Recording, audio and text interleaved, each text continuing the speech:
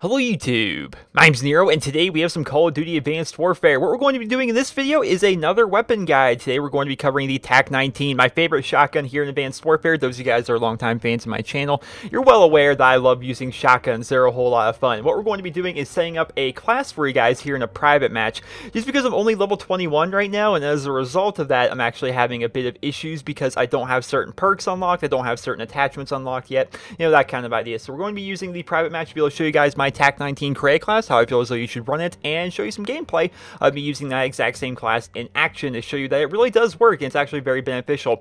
Before we get into this, I wanted to point out that the reason there hasn't been a create class guide here on my channel for a little bit was because we were waiting for the new update that would actually rebalance a lot of the weapons. I wanted to make sure we got the new update out. I was able to play around with the guns a little bit after the update and, you know, of course, be able to see how the guns have changed. The TAC-19 didn't really receive much changes with the recent update, but they did make it so Gung Ho works better with shotguns than what it did prior. And I was already using Gung Ho on shotguns prior, so it makes it even better. So let's go into our create class here and let's start building up this baby. So first and foremost, of course, we're going to need our TAC-19. In terms of weapon variants, I don't have any, right? In all these weapon guides I've done, I've always said this is a really good variant I have. You should try and get this or hope you can get this, right? But with the TAC-19, I'm yet to get a single variant of it yet, and I'm still having a lot of success with it. There are some good ones out there. The TAC-19 Sledgehammer definitely comes to mind as probably being the best TAC-19 variant, but keep in mind, if I'm doing this well with a regular TAC-19, if you can get a variant that somehow improves the weapon itself, like the jab really doesn't seem to do that because it's going to decrease the range, which is the last thing we want to happen. But if you can find a good variant of the TAC-19, feel free to use it. But for all intents and purposes, in this guide, we're going to be using the default TAC-19. So for attachments, what are we going to be using on our TAC-19? What are we going to do? Well, what is the main drawback, right? What's the main drawback of a shotgun?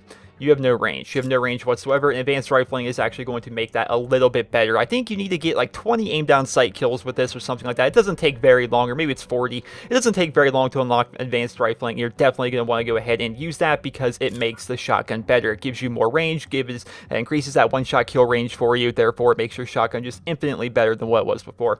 Next, we're going to be going to the second attachment. We're going to be using laser sight. That is right, laser sight. Tried and true on the shotguns, it really is. Even going back all the way to Call of Duty 4, it's like using steady aim on a shotgun. You want better hip fire when you're using a shotgun. It just works out. You're going to go ahead and you're going to use the laser sight, and we're actually going to be using 3 attachments on this. 3 attachments, because I feel as though extended mags on a pump action shotgun is just amazing. It allows you to go into a room knowing you have enough rounds in your magazine to be able to take out all the people in that room, if there were that many people in the room, and of course they don't shoot you back, right? You go into a room, there's 5 people, and you have extended mag on. Even if you get some hit markers, you're still going to have enough firepower there to be able to take them out, which is one of the coolest parts about using a shotgun, in my opinion. And one of the coolest parts is when you just walk in somewhere and you just go pow, pow, pow, pow, pow, pow, pow, and you start taking out everybody in that area. That is one of the cool things. That's one of the things that have always really drawn me to shotguns. I really enjoy that aspect, and extended mags is going to allow us to do just that. Now we're going to go over here into perks. We use kind of a weird combination of perks, but it works out very well for the shotgun. So for perk 1,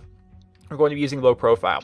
Low profile is going to make us invisible to UAVs. There is some argument for lightweight, being able to move faster with your shotgun. Obviously, it's very beneficial because what are you doing with a shotgun? You're trying to get within like 5 feet of the person you're trying to shoot, right? You're trying to get bad breath distance from these people, and lightweight's going to allow you to get there quicker. I agree with that. I understand that. That's why there's going to be kind of 2 different kind of perk setups in this video.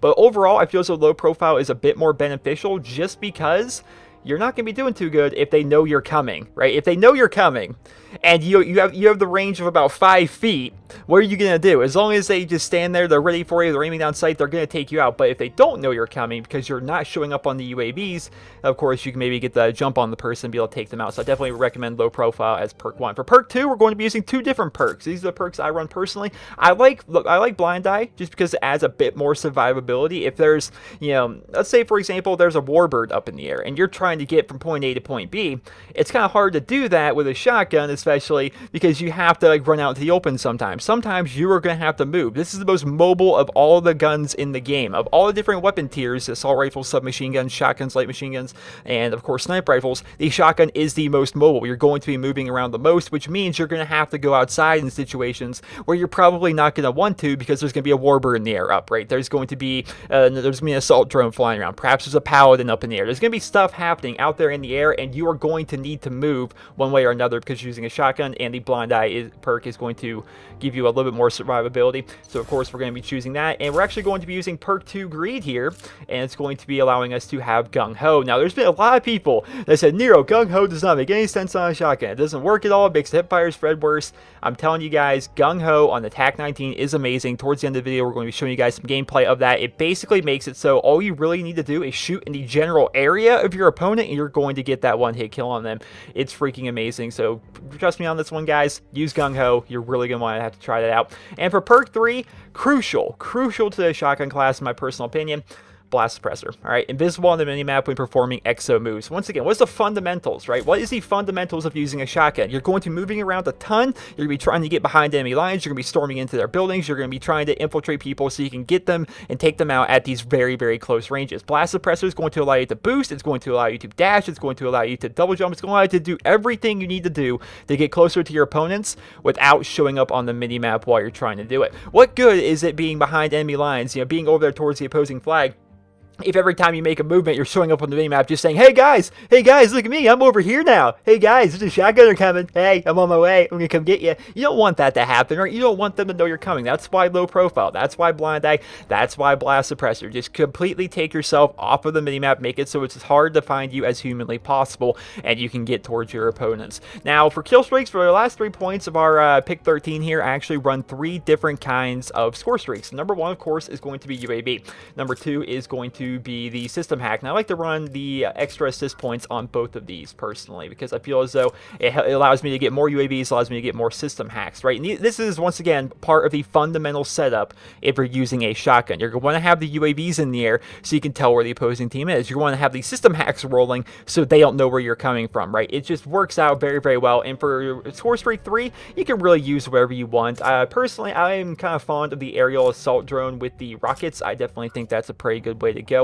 Of course, you can do whatever you want with that. If you would prefer rather than being in an aerial assault drone shooting down people with that, you'd rather put up a bombing run so you can continue running around using your shotgun, feel free to do that. That's fine. Some people argue, Nero, why do you use your assault drone with rockets? Why don't you use the AI, right? Why don't you use the AI control?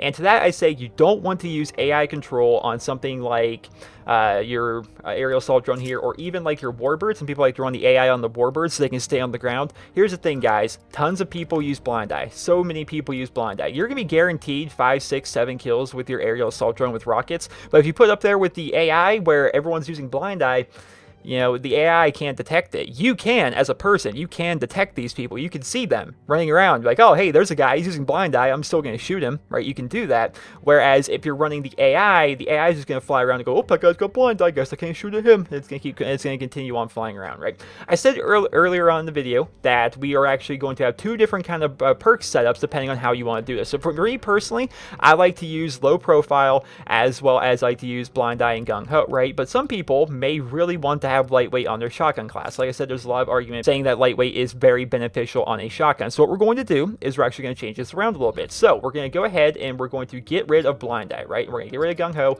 get rid of our wild card perk 2, and we're just going to put gung ho as our only perk 2, and then from there you can have low profile as well as lightweight, right? So it's basically 2 different kind of perk setups that you could use. I've tried out both of them. They're both pretty good. I just prefer having blind eye. I find it to be a bit more beneficial having that extra survivability as compared to having a little bit faster movement speed. Whereas, let's face it, I'm using a shotgun, right? I'm already zipping around pretty fast. I'm already moving around faster than assault rifles. I'm already moving around faster than snipers and heavy weapons. The submachine gun guys are running around just as fast as me, but still, I'm running faster than most people in the game. So I don't really find it lightweight to be too beneficial, but there it is. It still can be something you might want to go to, but once again, I still recommend using low profile as perk 1, gung ho as well as blind eye in perk 2. Now let's go ahead and cut to some gameplay so you guys can check out this class in action. I found that the TAC-19 is very, very good. When the game first came out, it was not a very powerful shotgun, all things considered. It just wasn't. It wasn't taking out a whole lot of people. You were getting a lot of hit markers. The range was kind of weak, and I ended up buffing up the shotgun a little bit.